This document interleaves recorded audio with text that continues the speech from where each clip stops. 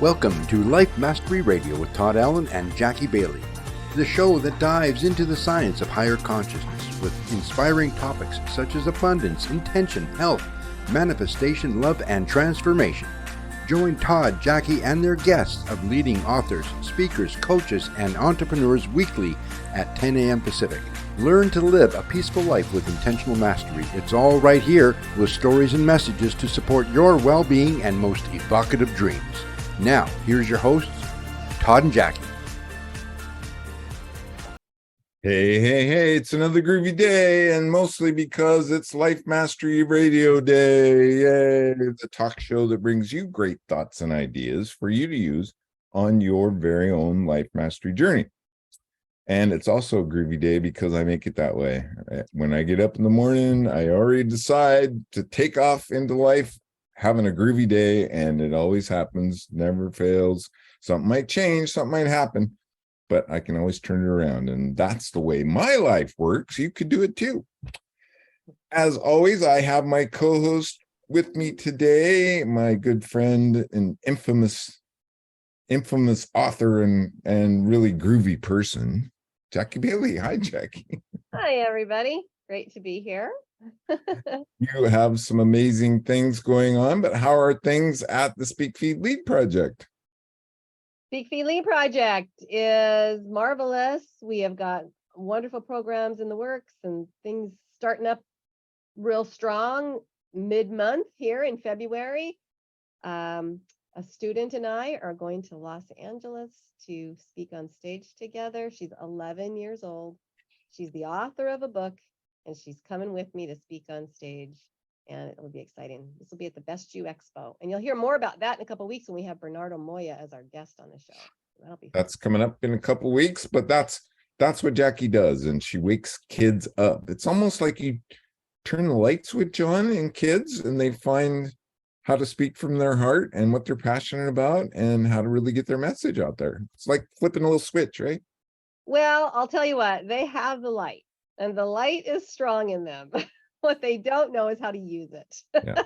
So I think what I do more is I teach them how to use the light, brought to them by all the experiences they've had in life and the lessons learned that has shaped them to who they are. And now how can they share a message to the world that will be inspiring about their life stories? So that's what we do. And gain that confidence to do so, right?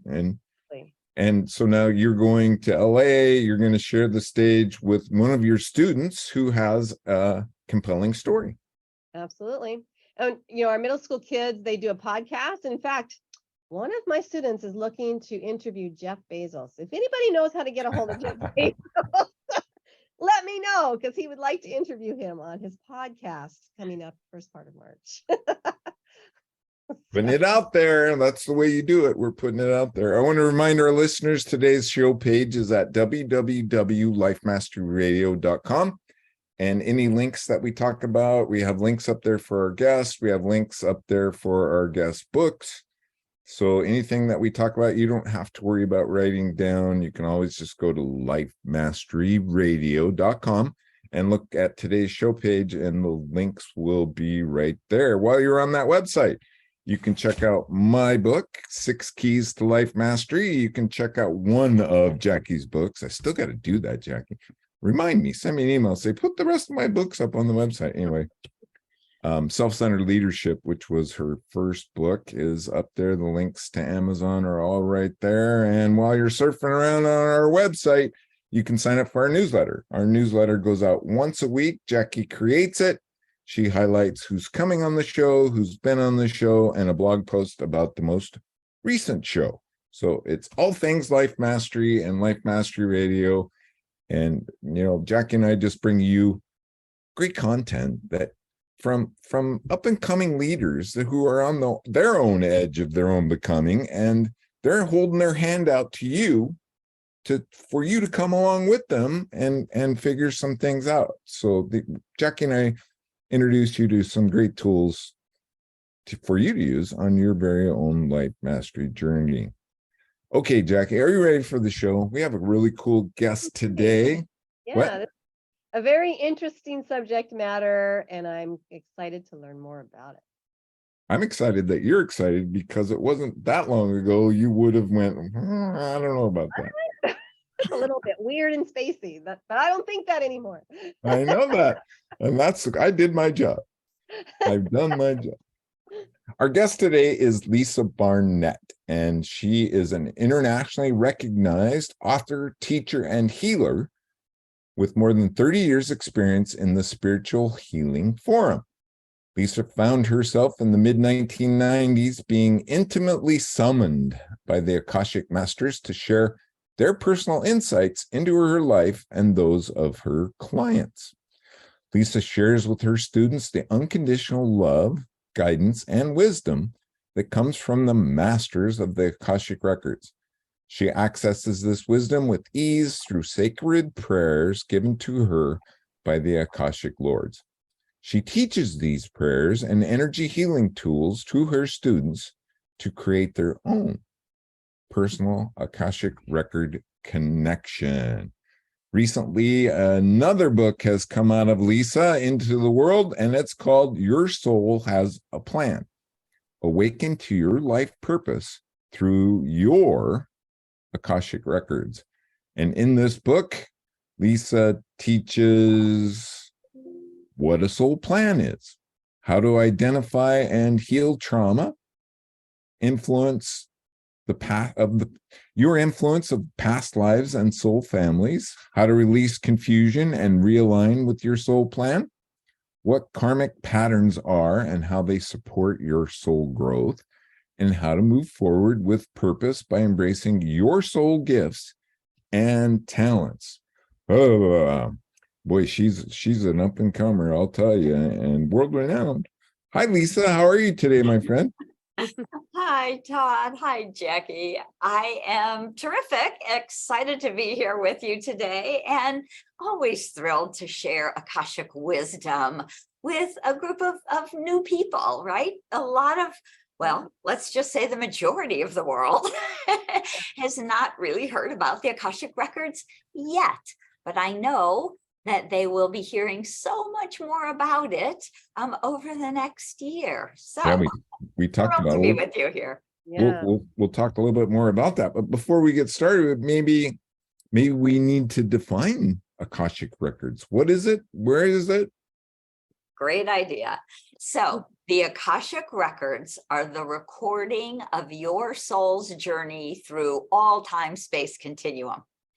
So from the moment you individuated from source and your soul went on its own journey, everything you have been, every place you have lived on Earth and on other places, planes, and dimensions, everything is recorded in what we call the Akashic Records.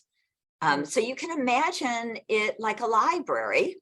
I always like the image, when GoPro came out and people started strapping a video camera on their head, and shooting skiing and scuba diving and all sorts of very cool stuff. Well, if you imagine that you had a GoPro strapped to your head always, everything being recorded, and then every night it's uploaded into the cloud. Yeah. You have your own library, Akashic library in the cloud. And that information, all those videos you recorded, they actually are available to you. And that's, really why it's so helpful to be able to access your own Akashic Records, because it's like being able to, really get the library key to your own personal huge library. It's interesting. You just answered a question that I ponder sometimes. That you plunder? That you Ponder. And that is, the Earth has been around for a very long time, and there has been humans on this planet for a very long time. And, the recycling of souls, let's just call it that, the coming back and that recycling process. And I've always thought, where do all these souls come from? Because we have so many people on the planet today, there cannot be that many souls that have cycled through. So there has to be, but you said it, anywhere in the universe. Anywhere in the universe, that's right. We absolutely do not just come to Earth. As a matter of fact, I don't think that Earth is our first choice as a soul, usually. And that is honestly because it is a more challenging place than a lot of other places and dimensions, right? We have created, and it's a kind of a big and maybe unusual idea that we, as ancient and infinite souls, have created this place that we now call Earth as a training ground, as a school, as a place to really learn and grow as a soul, because we're challenged here in ways that we're not challenged in other dimensions. Right. So it's part of the we come curriculum. here for the learning, for the growth. Yeah.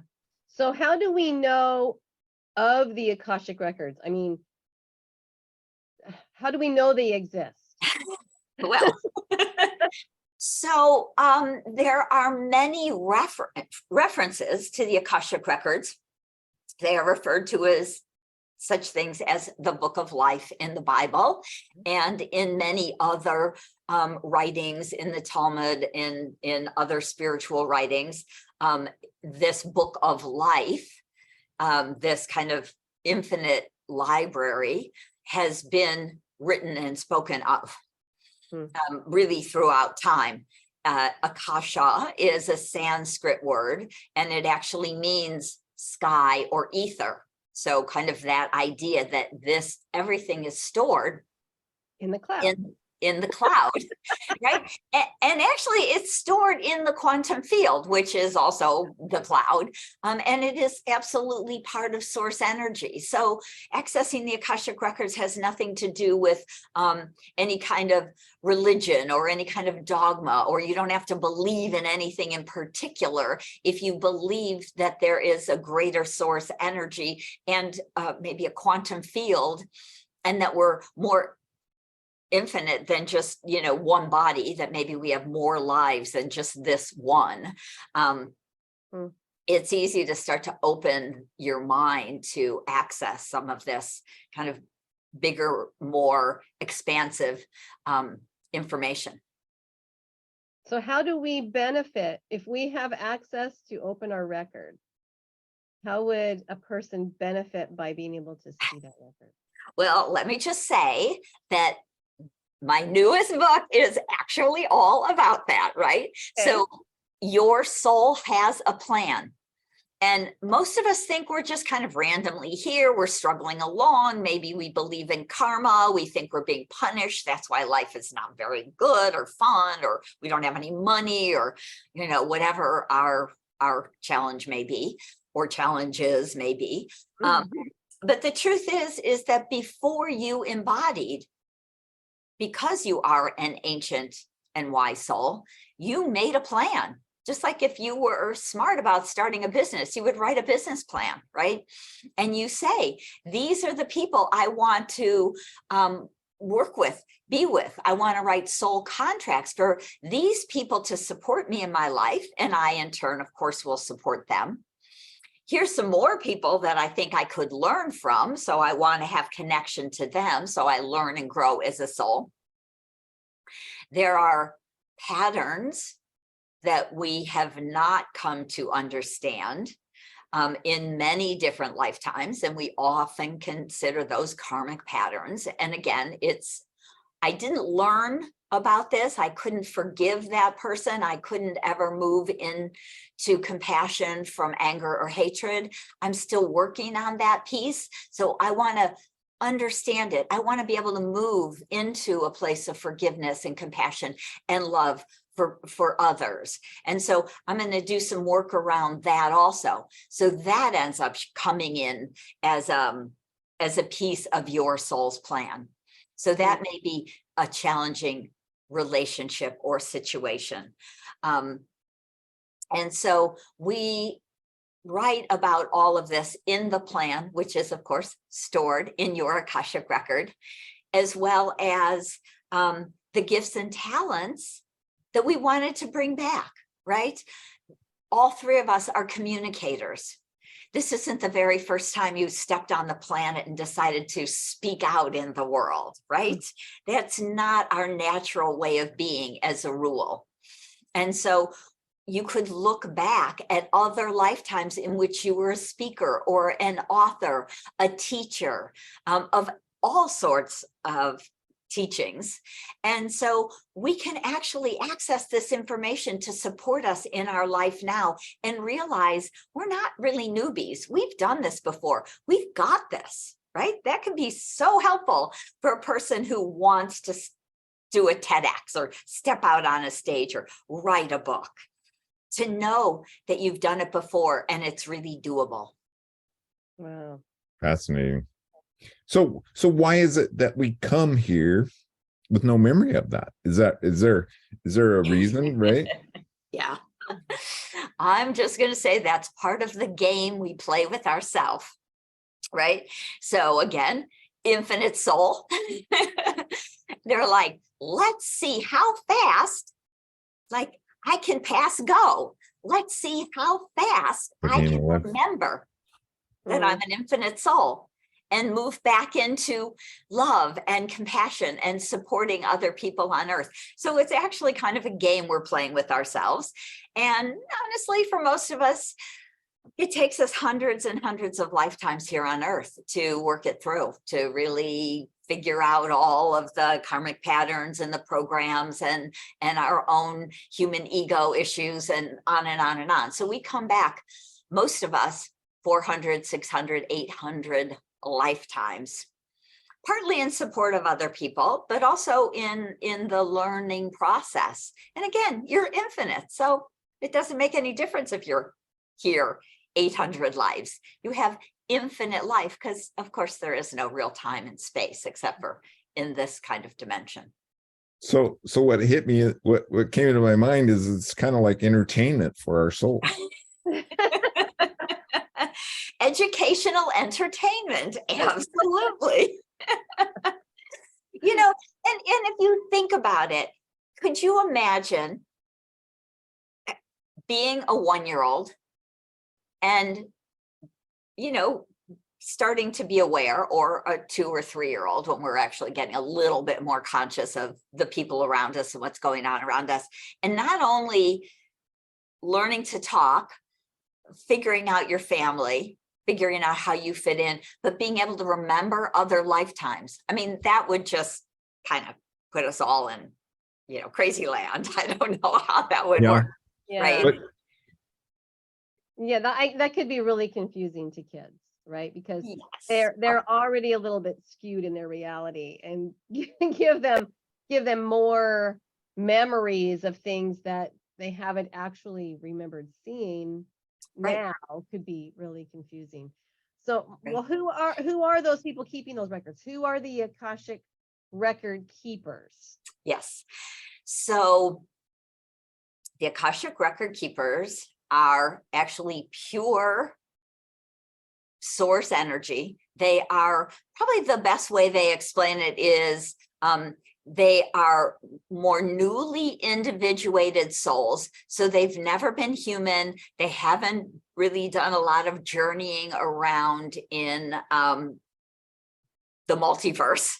Okay. They are really pure souls who chose to be in service to other souls, at least for a while. Many of us don't stay there forever. So this is the story the record keepers told me many years ago when they actually asked me to start an Akashic record school and help them anchor the Akashic information back to Earth. So, of course, I am a curious person. And so I immediately said something like, why me? What are you nuts? You've got the wrong woman. I at that point had 3 babies. Literally, my son was 1.5 when his twin sisters were born. So here I am already and overwhelmed. They were probably toddlers around this time. And I'll kind of go back one more step, which was I was actually born awake. So when I was 3 years old, I could remember being an etheric soul, not embodied and I realized I was actually trapped back in a physical body. And I wasn't particularly happy about it. I used to tell my mother I wanted to go home. I wanted to go back. I didn't really want to do this. Wow. And of course, Mom thought I was a little nuts. And so I know kind of for a fact, it's a catch-22, right? It was infinite gifts from that awareness. I literally started to study spirituality when I was 14 years old, as soon as I could really start to pick up, books like Baba Ram Dass's Be Here Now had just come out. It was the late 60s. And I'm like, really? And so, I had some of those memories of being a healer when I was a teenager, and it was tremendously confusing. Now, for me, it was a great gift because I've been on this planet about 1,000 times, according to my record keepers. But when I said to them, why me? Why would you ask me? I'm a mom of 3 toddlers in the suburbs. I am really not a very likely spiritual teacher. Why would I help you? And they pretty simply said, because you're one of us, or you were one of us at one point. And I said, what does that mean? And they explained that when a soul individuates from source, they have choices to make, right? Maybe I'm going to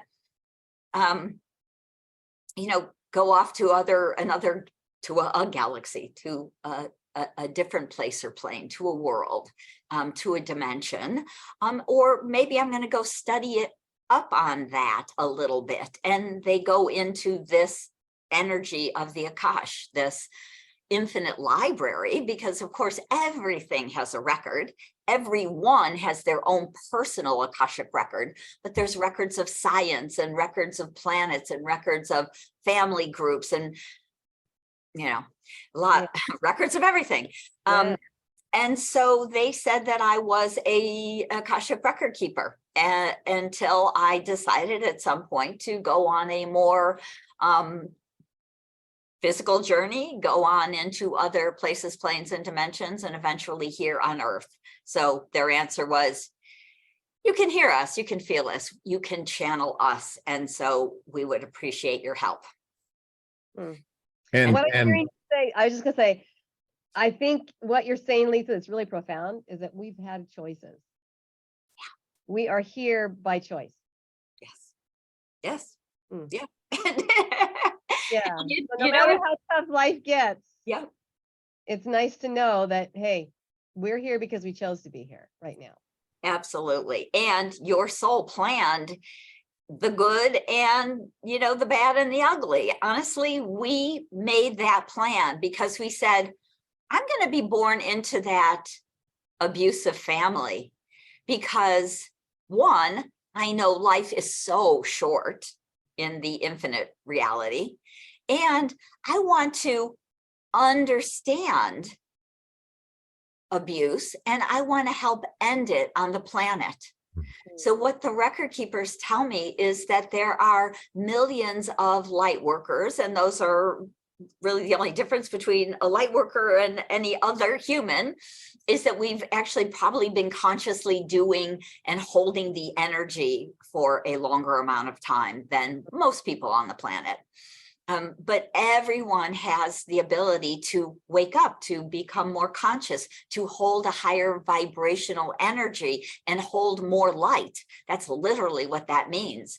And so we chose to be born into challenging families, to end abuse on the planet, to help to rebalance divine feminine and divine masculine energy for the world, to bring balance of all kinds back to the world between men and women and all races and all species, honestly.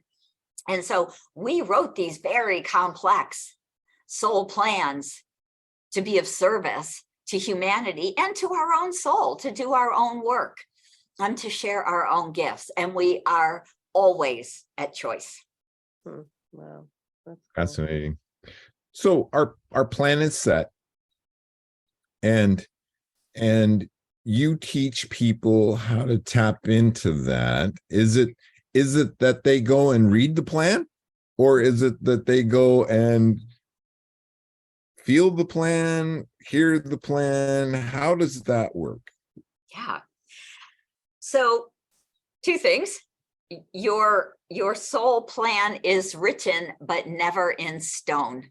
So I just want it's set, but kind of a little loosely, right? That was another question that I had, because we all have choice, right? And that person's choice might affect my choice, and that might not be part of the plan, right? Absolutely. So we have free will. So we're just an interesting dichotomy, right? We are like, we write a plan and we have free will. So many of us are just running on free will. And some of us are really kind of more conscious, maybe more connected to their soul, more connected to their higher self, more connected to their plan. So the plan is a guideline, right? This is really what you wanted to do. And then, of course, we have amnesia, so we don't remember it. But when we learn to access the Akashic Records,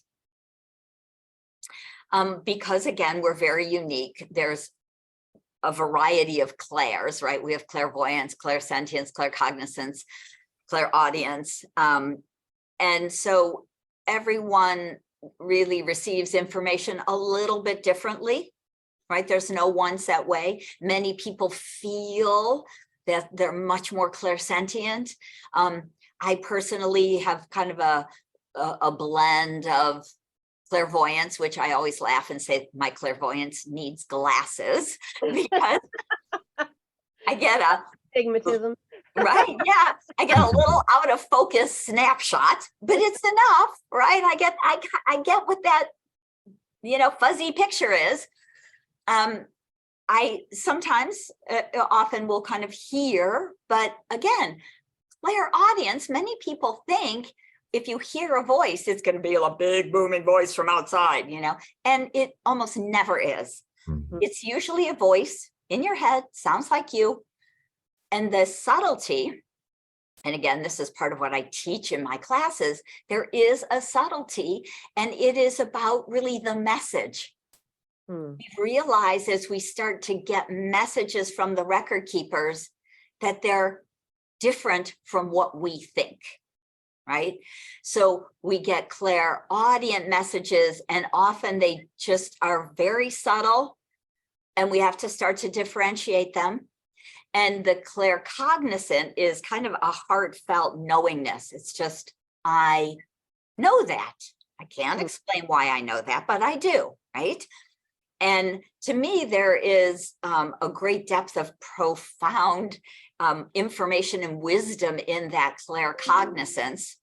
And I would venture to say most of us ignore it because we can't prove it, right? So we go, I just know it, I don't know how, so I'm not going to tell anybody, right?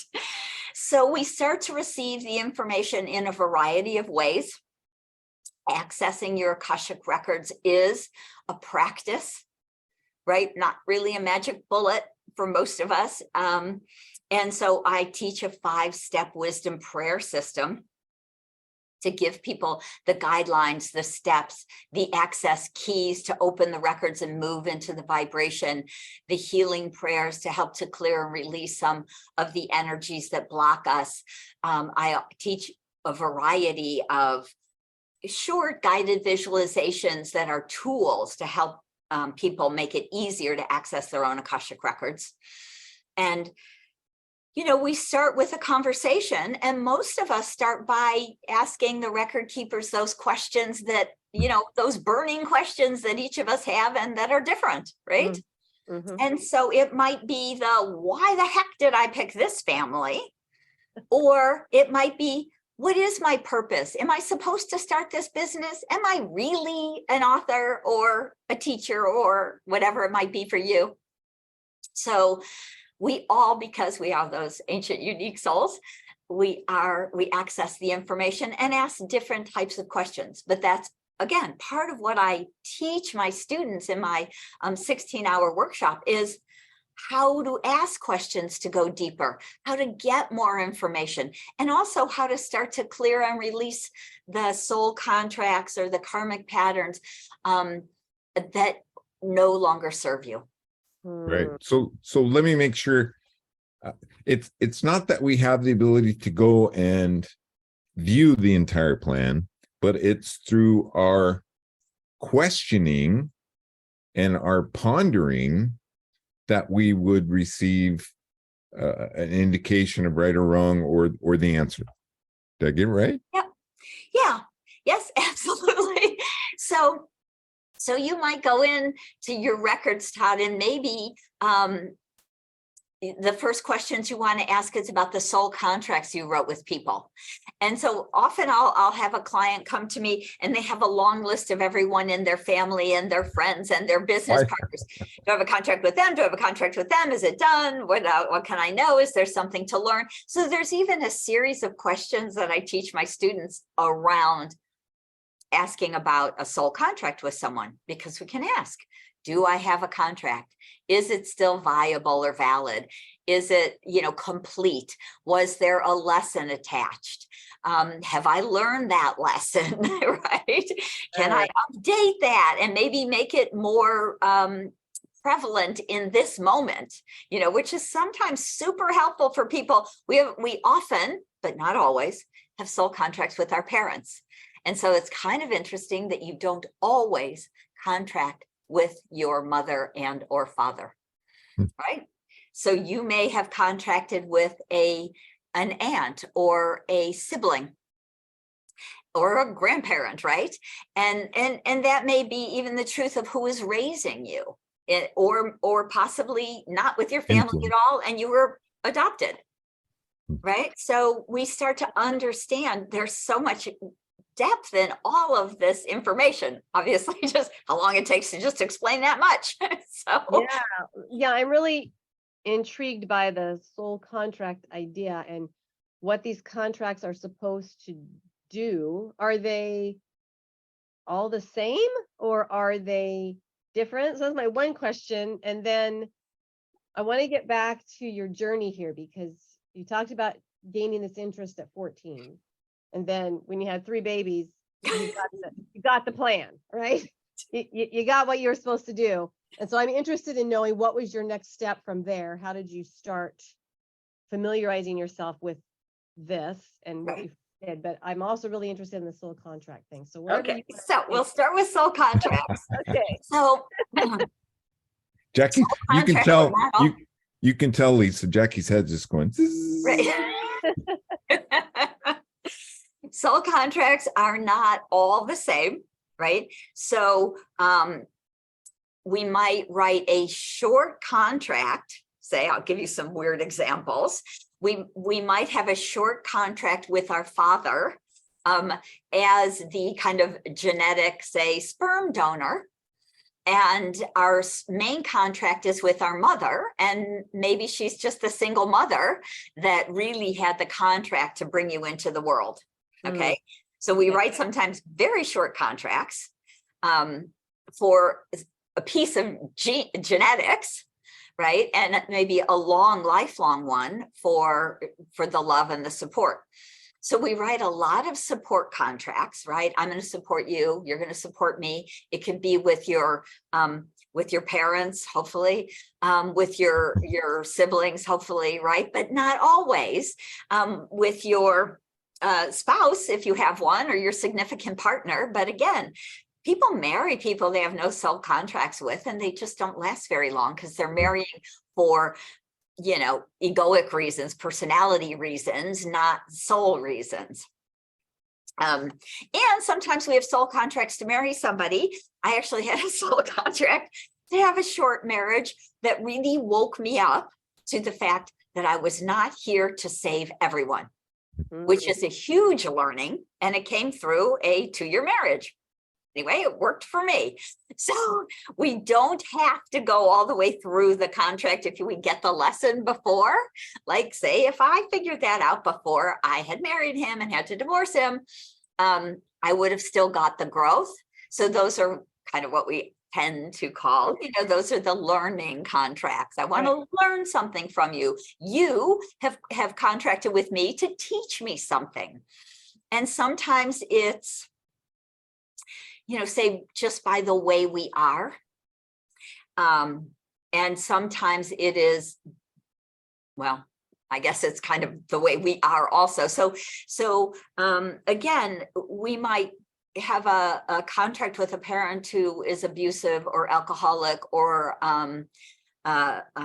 particularly an egotist or abandons us, and that brings up all of our stuff. And so there's all these things we want to learn about. And so we have these contracts with different people to learn and grow around them. Again, bottom line, it's about your soul's growth. You chose that situation to grow from.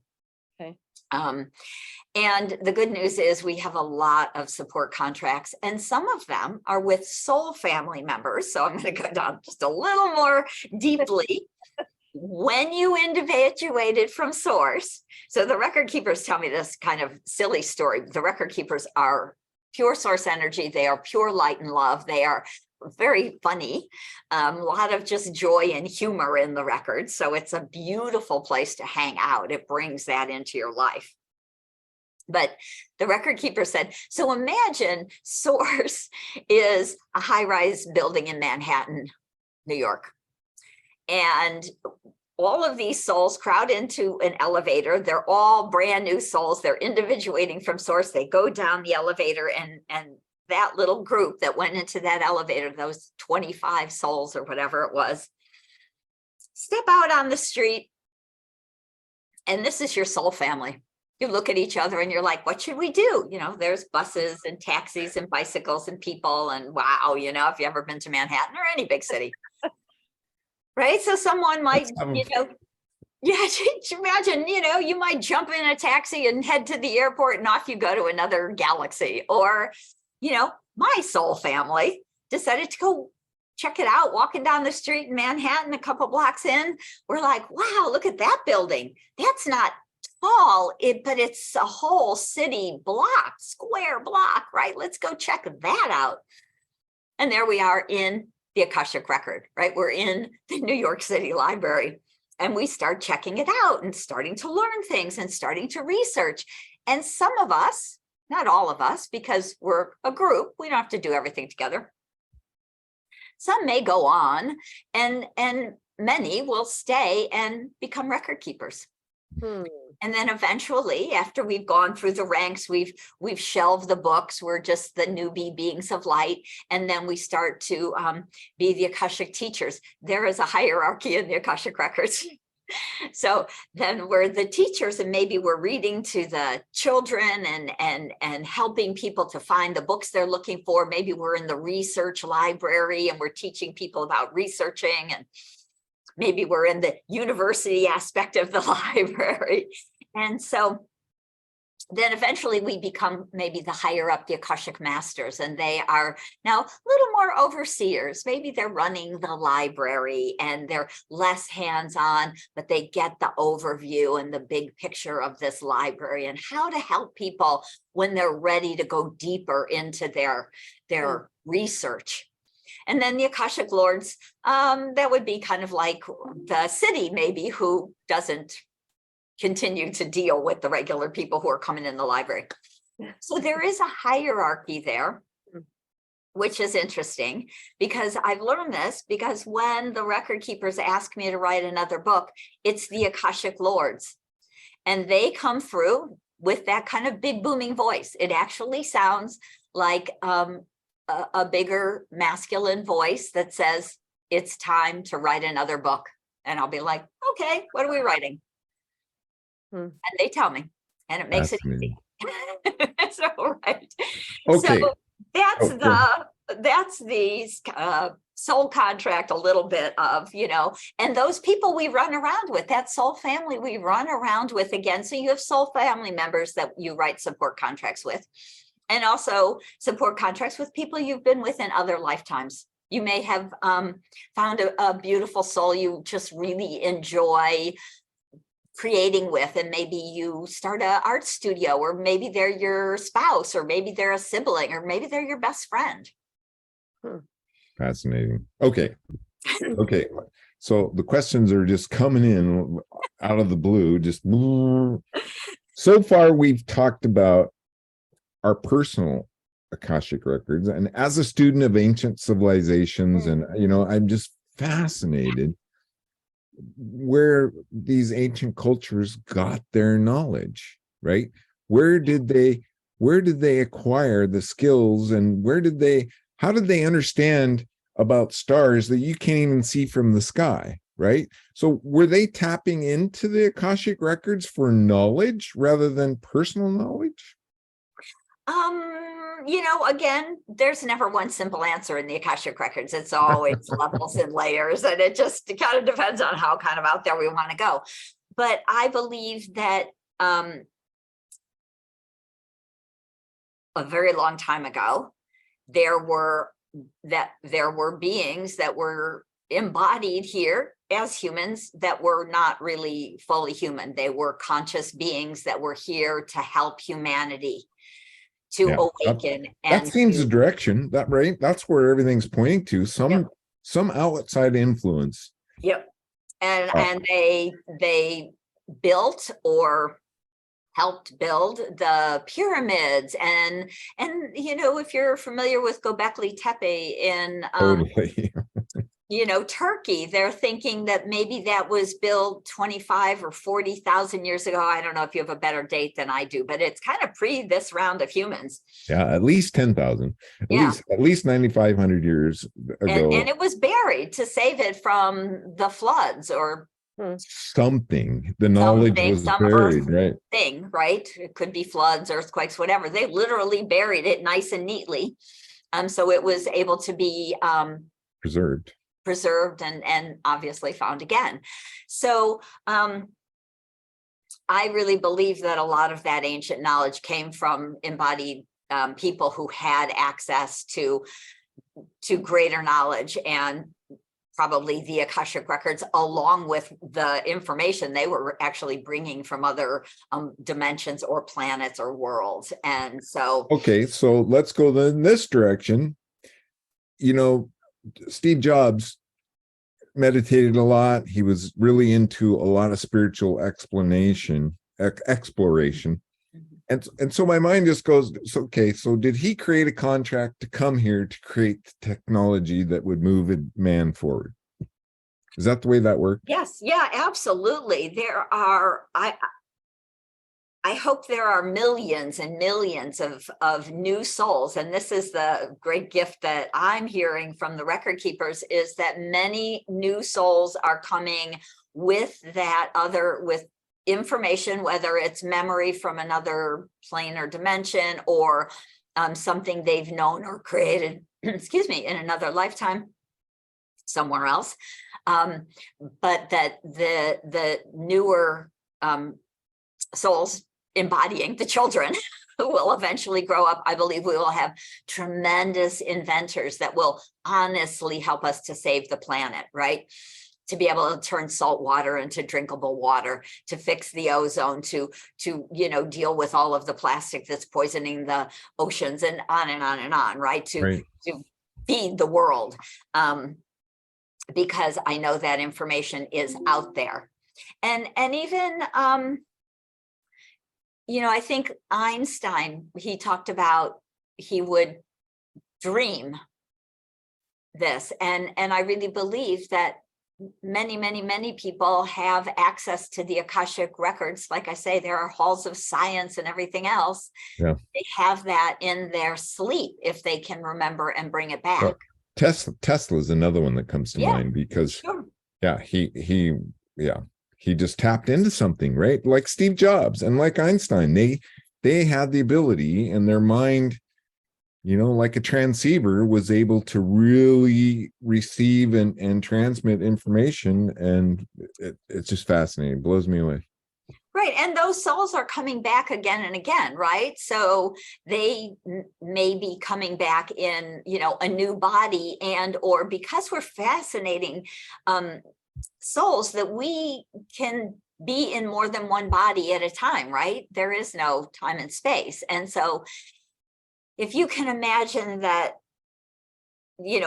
history is not actually linear. It's part of the quantum field. So it's a ball of energy. It's not a linear line of energy. So I have thousands of lifetimes going on all at the same time. Just most of them are not here on Earth, right? Right. And most of us can't really wrap our brains around it, even as much of that and of the quantum field that I hang out in, because to me, the possibility in the Akashic field is that I go into the quantum field for a client. When I open their records, I'm in their Akashic record information and the quantum field. So I can literally kind of pick out trauma from what we call other lifetimes that are stopping or blocking them and heal it and kind of put it back healed, and it becomes healed in the body now. So there's a humongous healing effect of being able to work in the quantum field through the Akashic records. And it's very, very powerful and amazing to see this with my my clients that I do readings and healing sessions with. Fascinating. Wow. Yeah. Now, in your book, there are some prayers and exercises. Is that the way that someone who doesn't know yet how to access the records can begin? Is that what those are there for?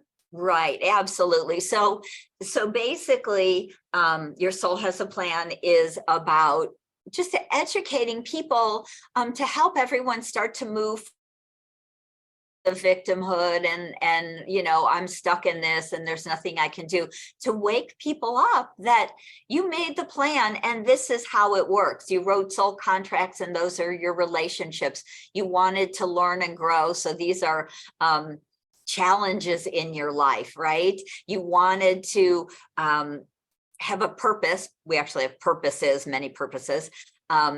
And so we actually are bringing gifts and talents that we've honed in other lifetimes here to access and use again in this life. And so it really helps people who are not familiar to start to understand, because just having that understanding makes it so much easier than to actually go into your Akashic records and already have a little bit of a lay of the land when the record keepers start to say, that's a soul contract that you wrote from 500 years ago and it's not complete and you came to complete it with this soul again. At least you have a little history, a little understanding about the Akashic records and your soul plan. So it's a great place to start. It's fascinating. Well, ladies, we only have about 5 minutes left, and I know, Lisa, that you have an instruction or a place where people can go. Entice me why I should explore that. I have a couple of things, Todd. So we talked about my book, and I would love to give everyone who's interested and curious 4 free Akashic gifts if you're interested in getting the book. So I know that will be in the show notes and blog. So there's quite a bit of information that will help you also go deeper into the Akashic records. But I also teach people to access their own Akashic records. And I do that in my upcoming course, which starts February 27th, 2023. And it's a 8-session online workshop, 2 hours session. So we meet on Mondays and Wednesdays for 4 weeks. And virtually, I teach you right? It's virtually, virtual. right? Online through Zoom. And I teach you my 5-step wisdom prayer system and literally the steps to open and access your Akashic records. And in that program, like I was saying a little bit earlier, I teach you 7 healing prayers to start to heal and clear some of the blocks that have been created in your life. I teach you a variety of tools I've channeled from the Akashic masters, like being able to call back your energy, to be able to literally be the sovereign of your body, which helps you to align to your higher self, your Akashic records, and live the life that your soul desires, right? Being the sovereign is like a huge first step in on a spiritual path. And so I teach you how to ask questions I even give you 31 wonderful questions to ask in your Akashic Records. So we do exercises and processes, and I do healing with the group, and I answer your questions. And so I hold your hand for literally 16 hours of live online training with me to bring you into your Akashic Records so you can start to create that life that your soul has planned and your heart desires. Okay, so I know you worked with many people, and maybe you could give us an example on somebody's return of investment, right? What changed in their world? Obviously, your life changed, but do you have like an example of somebody read the book or worked with themselves or worked with you? Well, after doing about 10,000 readings, I probably have a million examples. Let me just, I was working actually with a businessman who contacts me every about 6 months, and he wants to check in with his Akashic record and his soul plan and make sure that this business he's buying or that business that he thinks he should be selling is in alignment with his soul and his soul plan. And he literally uses me to assist him to access that. And he's done very, very well, and now is building a couple of wineries that are on land that has really crystal in the soil, and I believe it will be a very powerful sort of healing wine. So that's one simple example. I've had thousands of people who have taken my workshops, and by understanding their soul plan, by starting to use the healing tools I teach, they have really shifted the trajectory of their life to start to, write that book, be that healer, start their business, sometimes leave their marriage or marry that person they weren't sure about, right? So all of the information is not just information. There is great depth and wisdom from the Akashic record keepers. There is profound unconditional love of source that starts to transform our energy field with love, and that starts to transform your life. So it's transformational, and like I say, it is a tool for life. It is not a magic bullet. It's not something you do once. I mean, a lot of people come to me for one reading, and I can heal a lot of stuff in an hour, let me say. And that can be super helpful. And people write me, we're like, oh my God, I feel so much better. I'm so much lighter. I don't have that dark cloud hanging over me. I can now go on and go off and do what I've wanted to do, but was so stuck and couldn't do, right? Whatever it was for them. Wow. And so it's very, very transformational in just so many ways. Cool. Lisa, I want to thank you for joining us today. I am amazed. Jackie, what do you think? Oh, thank you, Lisa. I've learned a lot, and I can't wait to learn more. So thank you for that, and I'm going to attend your program and read more into your book. I enjoyed so much what I did read, so I would advise everybody get the book. There's a lot to learn there. Yeah. Thank you again, Lisa. I hope you'll come back. Will you come back? I think there's a lot more that we can talk about. I would love to come back. The record keepers have so much to say. You can tell they're just like jamming it in here. So, I never even got to answer that other question, Jackie, about, my process or any of the above. So love to come back and share much more. We'll have to have you back. That's about all we have time for today. I hope that you will check out our website, and I hope that you will check out Lisa's program. Today's show page is at www.lifemasteryradio.net. Check out our YouTube channel. Check out Jackie's blog. You can sign up for the newsletter, and you get that blog in your email every week. Lastly, please, please, please make it a great day, because as we learned, it's all about choice. Bye-bye for now.